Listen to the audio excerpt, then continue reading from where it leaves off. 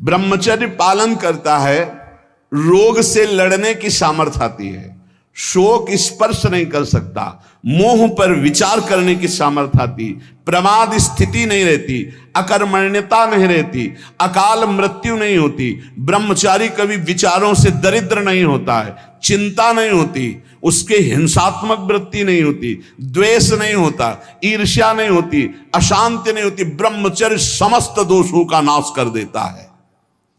तमोगुण रजोगुण का विकार, काम क्रोध लोभ मोह मत्सर अभिमान, इन शत्रुओं को पराजित करने के लिए, आत्मानंद में स्वराज्य पर स्थित होने के लिए इंद्रियों का संयम ब्रह्मचर्य अत्यंत आवश्यक है। ब्रह्मचर्य का विमल प्रताप प्रकट होता है। वीरवान बलवान होता है, विद्वान होता है, तपस्वी होता है, मनस्वी होता है, त्यागी होता है, तत्व चिंतन परायण होता है। ब्रह्मचर्य में अलौकिक अमानुषिक शक्ति जागृत हो जाती है। अमानुषिक ऐसा कैसे हो सकता है? हो सकता है क्योंकि ब्रह्मचर्य है, क्योंकि भगवत मार्ग का पथिक है। उस शक्ति, उसकी शक्ति के सामने संसार को आश्चर्य असंभव जान पड़ता है। देश का अभ्युत्थान, अपना अभ्युत्थान, समाज का अभ्युत्थान एक ब्रह्मचारी ही कर सकता है, व्यभिचारी नहीं। तो ये मूर्ख लोग ये नहीं समझते कि तुम इंद्रियों की गुलामी स्वीकार करते हो या स्वतंत्रता, मन की गुलामी स्वीकार करते हो या स्वतंत्रता। स्वतंत्रता किसे कहते हैं अभी जाना नहीं। मनमानी आचरण को तुम स्वतंत्र कहते हो कि मैं जो चाहूं। कितने मिनट स्वतंत्र हो जरा देखो, एक सेकंड भी नहीं। हर वृत्ति तुम्हें गुलाम बनाए हुए है। क्या इंद्रियों का गुलामी कभी स्वतंत्र हो सकता है? विचार करो, स्वतंत्र कौन है? स्वतंत्र है जो संयमी है, संतोषी है, जितेंद्री है। याद रखो, ब्रह्मचर्य सेवन ही प्रभु प्रेम और आत्मज्ञान की नींव और स्वच्छ मार्ग है। शरीर में सहने की सामर्थ्य ब्रह्मचर्य से आती। गर्मी सर्दी बरसात मान अपमान निंदा स्तुति, ये ब्रह्मचर्य से सहने से। ब्रह्मचारी को सबसे पहले अपनी रसना पर नियंत्रण रखना आवश्यक है। जबान पर, जबान बिगड़ी सब बिगड़ा। गंदे आचरण वाले, जिनको पवित्रता का ज्ञान नहीं, जिनको केवल अर्थ पिशाच हैं, नाना प्रकार की अपवित्रताएं करके तुम्हें भोजन परोसते हो, गरम गरम तुम्हारे सामने आया, तुम अमृत समझ के खा रहे हो, तुम्हारी बुद्धि नहीं खराब हो जाएगी? सबसे पहले सतमार्ग में चलने वाले को इस रसेंद्री को मारना होता है। रसेंद्री, ये जीत गए, सब जीत गए। और इस मार्ग में सबसे ज्यादा इसी को दुलार करने का अवसर मिलता है। जहां निमंत्रण होगा वहां चक्क होगा।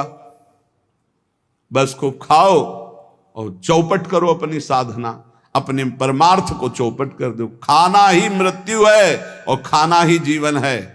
जो पवित्र भगवद अर्पित मित आहार करता है वो अपने जीवन को भागवतिक बना लेता। कितना खाओगे?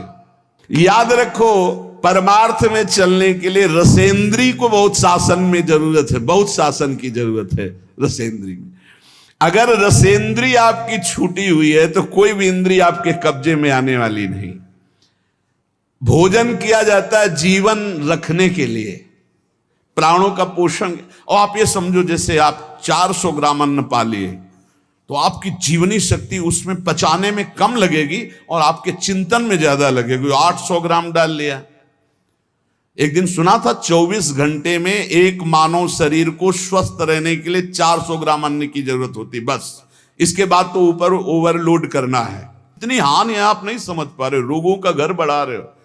थोड़ा भोजन करो, सात्विक भोजन करो, और ऐसा भोजन करो जिसमें तेल आदि गरिष्ठ पदार्थ ज्यादा न हो, तो आपकी जीवनी शक्ति बढ़ेगी। आप उसी जीवनी शक्ति से भजन करेंगे। भजन में मन क्यों नहीं लगता? आप देखो, एक दिन खा के अच्छे और एक दिन 2 रोटी खाओ केवल हमारे कहने के अनुसार, कि आपको लगे कि हाँ भूख लगी अभी, और बस छोड़ दो। फिर आप भजन में लगो, देखो कैसी वृत्ति जाएगी, सतोगुणी। चंचलता मन की तभी रुकती है जब सात्विक भोजन होता है।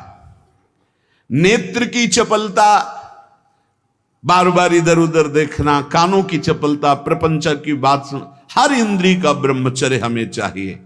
तो बहुत लाल मिर्च वाला गर्मा गर्म, ये ब्रह्मचर्य के लिए सब हानिकारक।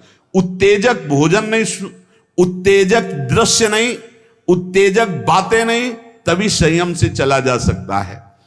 प्रतिदिन एकाग्रता पूर्वक कुछ सदग्रंथों का स्वाध्याय सबको करना चाहिए, सत्संग सुनना चाहिए, परम पवित्र महाभागवतों के चरित्र पढ़ने चाहिए, सरलता पूर्वक विश्वेश्वर भगवान की प्रार्थना, उनका नाम जप करना चाहिए। केवल ऐसे संयम से चलने से सबकी उन्नति का भाव जागृत हो जाता है, निस्वार्थ भाव जागृत हो जाता है। पूरे जगत का मंगल वो कर सकता है जो संयमी है। जो संयमी नहीं, वो दीन दुखी अपनी इंद्रियों के पोषण भरण में लगा रहे।